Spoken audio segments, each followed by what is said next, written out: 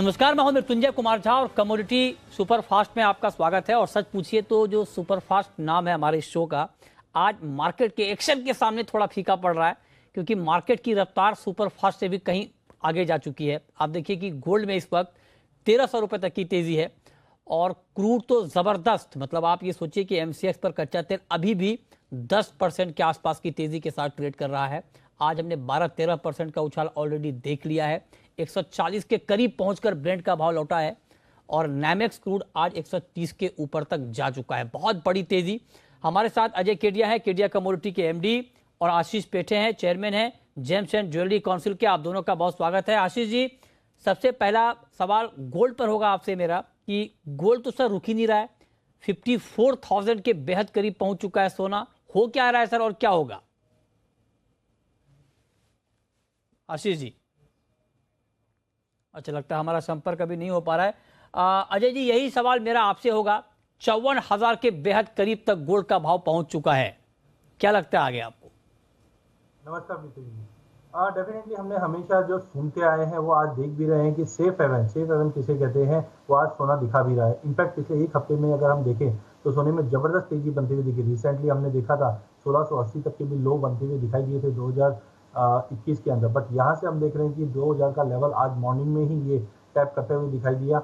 और हमें लगता है कि ये एक ब्रेकआउट जैसी सिचुएशन बन रही है। अगर प्राइजेस वीकली बेस पे 2010 के ऊपर तोड़ देता है तो हमें लगता है ये 2300 से 2400 डॉलर तक का भी लेवल इंटरनेशनल में दिखा देगा, क्योंकि जो रशिया और यूक्रेन को लेके जो लड़ाई है वो अब डे बाय डे बढ़ते जा रही है। ईस्ट और वेस्ट दोनों ही रीजन आमने सामने खड़े होते हुए दिखाई दे रहे हैं। तो आई थिंक जब तक ये जियोपॉलिटिकल टेंशन या लड़ाई जब तक पूरी तरह से विराम नहीं लगता है, उसके बाद कॉन्सिक्वेंस क्या होंगे वो अलग चीज है, बट जब तक लड़ाई नहीं रुकती है मुझे लगता है सेफ हेवन के तौर पे गोल्ड पे कंटिन्यू रहेगा। साथ में रुपए में जो गिरावट है वो कहीं ना कहीं गोल्ड को और सपोर्ट दे रही है। अच्छा, तो आप करें कि गोल्ड को और सपोर्ट मिलेगा, आप करें गोल्ड और ऊपर जाएगा। आशीष जी, एक तो गोल्ड के दाम बढ़ ही रहे हैं रूस और यूक्रेन क्राइसिस की वजह से।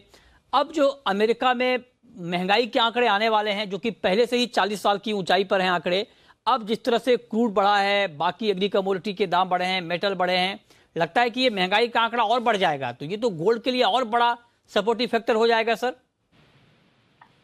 यस नितिन जी, अभी बिकॉज ऑफ जियोपॉलिटिकल टेंशन और यूएस की जो सिचुएशन है उसके हिसाब से हम लोग एक अनचार्टेड टेरिटरी में आ गया है और रुपये का वीकनेस हम सब देख ही रहे हैं।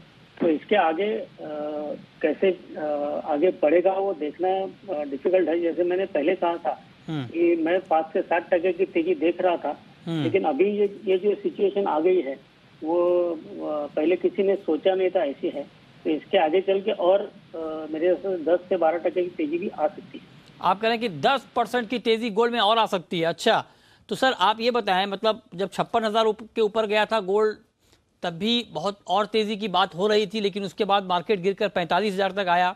इस बार शार्प करेक्शन की गुंजाइश है क्या? नितिन जी, जब कभी भी सोना ऐसे तेजी से ऊपर जाता है तो एक बार तो करेक्शन की गुंजाइश रहती ही है, लेकिन अगर करेक्शन आ भी गया तो मेरे को 1950-1970 के नीचे जाने की गुंजाइश नहीं लग रही है। वहां पे उसको सपोर्ट मिलेगा। अच्छा, तो आप कह रहे हैं कि करेक्शन आएगा भी तो 1970 डॉलर तक ही आएगा, उसके बाद मार्केट फिर से ऊपर का रुख लेगा। तो फिर अगर सर 1970 तक आएगा अंतर्राष्ट्रीय बाजार में गोल्ड, तो फिर हम एमसीएक्स पर क्या प्राइस देख पाएंगे सर नीचे में?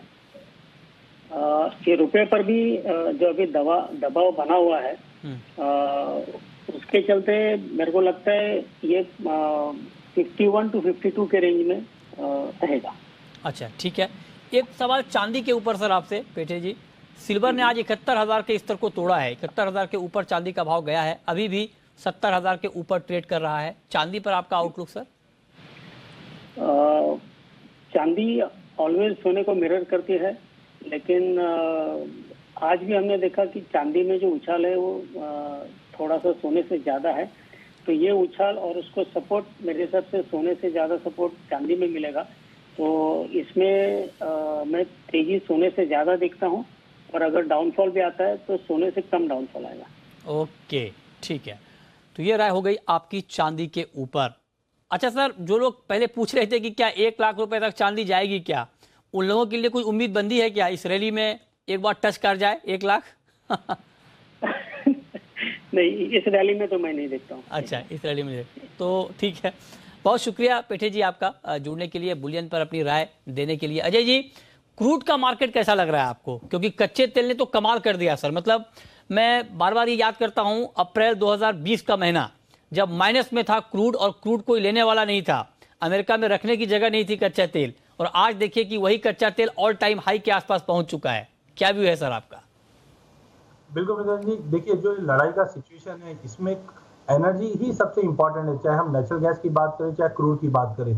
तो टाइमिंग मुझे लगता है कि इंटरनेशनल में जब तक ये लड़ाई का माहौल कम नहीं होता, क्रूड में कोई भी फॉलबैक दिखाई नहीं दे रहा, क्योंकि Russia third largest producer of oil है जो करीबन 10.2 मिलियन बैरल्स है। तो जब तक इसका रीइंस्टेटमेंट नहीं होता है, चाहे हम ईरान से पकड़े, वेनेजुला से पकड़े या यूएस इसको भरपाई करे, बट जब तक ये इतनी बड़ी सप्लाई मार्केट में है, वो किसी की ताकत नहीं, वो खाली सऊदी की ताकत है, और उसको भी लाने में कम से कम 2 से ढाई महीना लगेगा। तो आई थिंक कि हम ऐसे सिचुएशन विस्कस साइकिल में पहुंच चुके हैं कि कहीं पे भी कोई आउटकम दिखाई नहीं दे रहा। तो मुझे लगता है ये जैसे बैंक ऑफ अमेरिका का एक अपडेट आया भी है कि $200 भी दिखा सकता है। नो डाउट फरवरी 2008 में भी ऐसे ही कुछ अटकलें लगाई गई थी, बट इस बार जब तक युद्ध को विराम नहीं लगता है तो पॉसिबल है कि जिस ढंग से हमने 98 डेज के अंदर 110% की तेजी देखी है क्रूड में, ये और बढ़ते हुए दिखाई दे और $200 के करीब भी इंटरनेशनल में जा सकता है। डोमेस्टिक मार्केट में टाइमिंग मुझे लगता है कि जिस ढंग से लाइफ टाइम हाई है तो कोई लेवल बताने जैसे है नहीं सिचुएशन, बट 12,000 13,000 के भी लेवल दिखते तो कोई बड़ी बात नहीं। सबसे इंपॉर्टेंट है लड़ाई रुकना, सबसे इंपॉर्टेंट है। अच्छा ठीक है। अच्छा, natural gas sir, natural gas में अब क्या होगा? क्योंकि नेचुरल गैस में भी बहुत बड़ी तेजी हमने देखी, यूरोप में दाम रिकॉर्ड ऊंचाई पर पहुंच गए, एमसीएक्स पर ऑलरेडी रिकॉर्ड ऊंचाई के आसपास। क्या होगा? मतलब अभी भी 4.5% ऊपर है। बिल्कुल, इंटरनेशनल में देखें तो $5 के ऊपर आ चुका है, और सबसे पहले ही हमने देखा था कि कोल क्राइसिस और फिर गैस क्राइसिस हमने यूरोप में ही आते हुए देखा था।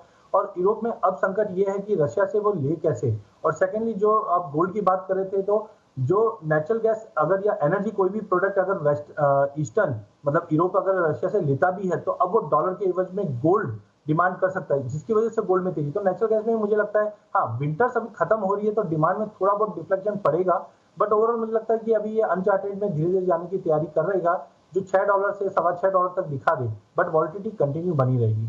ओके अच्छा, अब मेटल मार्केट आप देखिए, मेटल में सारे के सारे मेटल रिकॉर्ड ऊंचाई पर हैं, और आज तो निकल ने कमाल कर दिया, 26% तक की तेजी सर। मतलब हैरत है, मतलब किसी ने 28%, अब देखिए 28% से ज्यादा, 2856 का लेवल। क्या हो रहा है अजय जी ये? देखिए ये चीज जिस दिन हमने देखा कि यूक्रेन और रशिया में तनाव बढ़ा था, तो 13 ऐसी कमोडिटी है जिन पे नजर रखनी थी, जिसमें निकल है, एल्यूमिनियम है, gold, platinum, cobalt, wheat, sunflower, और ये सारी कमोडिटी, और सभी में हमने देखा कि सप्लाई डिस्टर्बेंस जो बना है। एक चीज ये भी है कि जब भी हम क्रूड में इतनी बड़ी तेजी दिखती है, एक रिसेशन का आहट बनता है, बट अभी सप्लाई डिस्टर्बेंस की वजह से ये तेजी है जो आगे भी चल सकती है। 3200 तक का भी लेवल हम निकल में देख पाएंगे। ठीक है, बहुत शुक्रिया अजय जी आपका जुड़ने के लिए और डिटेल में कमोडिटी मार्केट पर बात करने के लिए।